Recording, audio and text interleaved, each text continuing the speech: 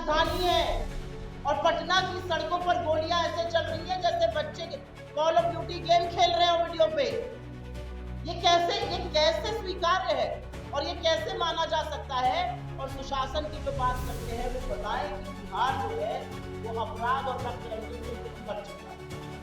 आप लोगों के ऊपर क्या बीतती है मैं ये सोच सकती हूँ, क्योंकि जब हम दिल्ली या कहीं और रहते हैं और लगातार ये सिलसिला जारी है खबरों का, तो जरूर लगता है हो क्या रहा है। प्रभावित हुए हैं, लेकिन अगर कोर्ट ने उनको दोषी पाया है, ये सवाल तो देखिए तभी उठ जाता जब वो आरोपी हो। अगर पहले की सरकारें होती और पहले की मर्यादा होती जो सार्वजनिक जीवन में 2014 से पहले, तो जरूर उनका इस्तीफा ले लिया गया आरोप लगने पर। अगर आप सार्वजनिक जीवन पर हैं तो आपके ऊपर अगर लांछन लगेगा तो आप अपने आप को उस पद से हटा लेते हैं। तो दोषी पाए गए 9 लोगों के साथ कोर्ट ने दोषी पाया है, नकली दवाइयों का दोषी पाया है। नकली दवाई खाकर क्या होता है इसका सब आप लोग परिणाम जानते हैं। मेरा अपना मानना है कहीं पर भी महिला हो, उनकी रैली में हो, हमारी रैली में हो, सड़क पे हो, संस्था में काम करती हो, महिला सुरक्षा सर्वप्रथम है, उसको प्रायोरिटी बनानी चाहिए।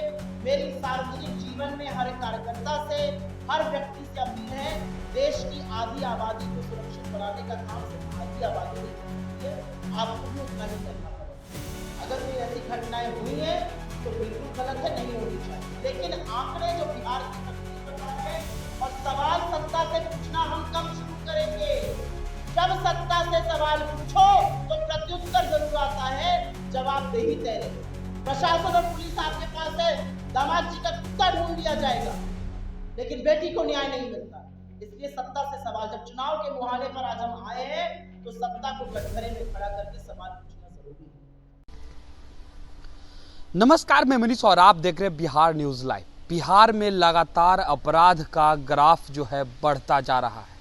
कुछ दिन पहले मशहूर बिजनेसमैन गोपाल खेमका की हत्या कर दी गई और आज फिर से एक दुकान कारोबारी की हत्या दिन दहाड़े कर दी जाती है। इसके बाद जो है राजनीति गर्म है। कांग्रेस के राष्ट्रीय प्रवक्ता सुप्रिया श्रीनेत जो है लगातार बिहार सरकार पर जबरदस्त हमला बोली है और सुनिए क्या कुछ कहते हुए नजर आ रही हैं। अभी जब मैं बोल रही हूं तो मुझे ये संज्ञान में ला रहे हैं कि आज बीती हुई रात को पटना में किराना कारोबारी की गोली मारकर हत्या कर दी गई। पटना बिहार की राजधानी है और पटना की सड़कों पर गोलियां ऐसे चल रही हैं जैसे बच्चे कॉल ऑफ ड्यूटी गेम खेल रहे हो वीडियो पे। ये कैसे स्वीकार्य है और ये कैसे माना जा सकता है? और सुशासन की जो बात करते हैं वो बताएं कि बिहार जो है वो अपराध और रक्त रंजन से क्यों भर चुका है। सीधी बात यह है, आप लोगों के सवाल का इन 2 मुद्दों पर मैं स्वागत करती हूँ।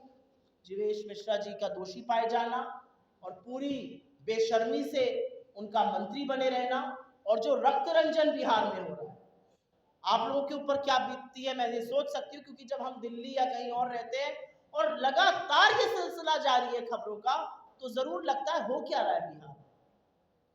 सवाल था कि अभी आपने जीवेश मिश्रा जी की जो नकली दवाई बनाने के ऊपर आपने आरोप लगाया, आपने अपनी बात स्टार्ट करने से पहले आपने बोला कि आपने आप लोग जो है आंकड़ों पे बात करते हैं। क्या आपके पास आंकड़े हैं कि उनकी दवाइयों से कितने लोग प्रभावित हुए, कितने लोगों की मृत्यु हुई है? मेरे पास ये आंकड़ा नहीं कितने लोग प्रभावित हुए हैं, लेकिन अगर कोर्ट ने उनको दोषी पाया है, ये सवाल तो देखिए तभी उठ जाता जब वो आरोपी थे। अगर पहले की सरकारें होती और पहले की मर्यादा होती जो सार्वजनिक जीवन में 2014 से पहले होती थी, तो जरूर उनका इस्तीफा ले लिया गया आरोप लगने पर। अगर आप सार्वजनिक जीवन पर हैं तो आपके ऊपर अगर लांछन लगेगा तो आप अपने आप को उस पद से हटा लेते हैं, जिससे कि प्रक्रिया पूरी है। तो दोषी पाए गए 9 लोगों के साथ कोर्ट ने दोषी पाया है, नकली दवाइयों का दोषी पाया है। नकली दवाई खाकर क्या होता है इसका सब आप लोग परिणाम जानते हैं। कोर्ट ने दोषी पाया है, कोर्ट ने प्रोबेशन ऑफिसर उनको दे दिया है।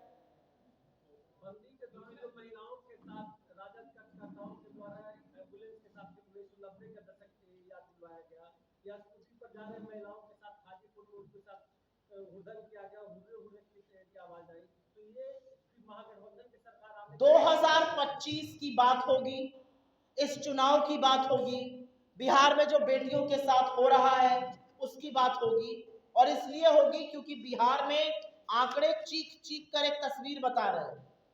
बिहार में महिला अपराध के जो आंकड़े हैं उसमें कुल 2,21,729 महिलाएं जघन्य अपराध की भेंट चढ़ी हैं। अदालत में जो मामले निलंबित हैं वो 98% है। मेरा अपना मानना है कहीं पर भी महिला हो, उनकी रैली में हो, हमारी रैली में हो, सड़क पे हो, संस्था में काम करती हो, महिला सुरक्षा सर्वप्रथम है, उसको प्रायोरिटी बनानी चाहिए। मेरी सार्वजनिक जीवन में हर कार्यकर्ता से, हर व्यक्ति से अपील है, देश की आधी आबादी को सुरक्षित बनाने का काम सिर्फ आधी आबादी नहीं कर सकती है, आपको भी उतना ही करना पड़ेगा। अगर कोई ऐसी घटनाएं हुई हैं तो बिल्कुल गलत है, नहीं होनी चाहिए, लेकिन आंकड़े जो बिहार की तस्वीर बता रहे हैं, और सवाल सत्ता से पूछना हम कब शुरू करेंगे? जब सत्ता से सवाल पूछो तो प्रत्युत्तर जरूर आता है, जवाबदेही तय नहीं होती। सत्ता आपके पास है, संसाधन आपके पास है, पुलिस आपके पास है, प्रशासन आपके पास है, अस्पताल आप चला रहे हैं और बेटियां 8-8 घंटे अस्पताल के बाहर दम तोड़ रही है। प्रशासन और पुलिस आपके पास है, दामाद जी का कुत्ता ढूंढ लिया जाएगा, लेकिन बेटी को न्याय नहीं मिलता। इसलिए सत्ता से सवाल, जब चुनाव के मुहाने पर आज हम आए हैं तो सत्ता को कटघरे में खड़ा करके सवाल पूछना जरूरी है। आपने बेटी की बात कह रही है, मुजफ्फरपुर वाली जो पीड़िता थी, लेकिन एक समय से जब शुरुआत में कांग्रेस उस आवाज को काफी ज्यादा बुलंद की थी, लेकिन अब धीरे धीरे कांग्रेस भी शांत हो गई।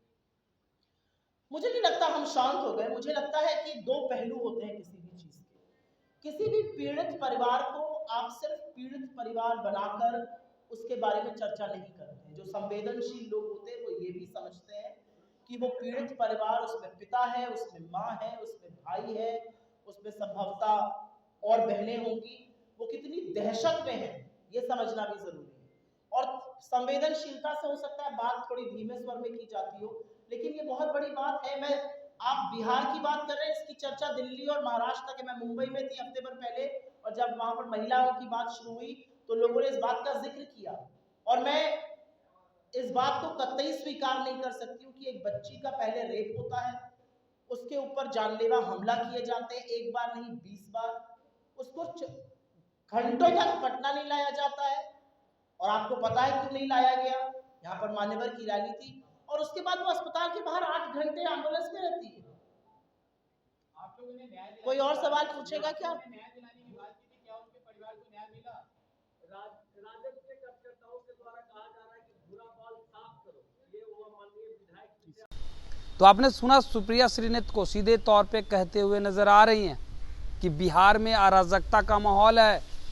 ऐसे दिन दहाड़े गोलियां चलाई जा रही है जैसे लग रहा है कि बच्चे वीडियो गेम खेल रहे हैं, और वहीं जीवेश मिश्रा पर भी हमलावर हुए और कहते हुए नजर आए कि उन पर राजस्थान कोर्ट ने आपराधिक मुकदमा दर्ज करने की बात कही है, और ये बेशर्म बने हैं, मंत्री पद से इस्तीफा तक नहीं अभी दिए हैं, और सरकार ने भी इस्तीफा नहीं लिया है। सोचिए कि किस प्रकार से अराजकता की स्थिति बिहार में बनी हुई है। फिलहाल इस खबर में इतना ही, धन्यवाद।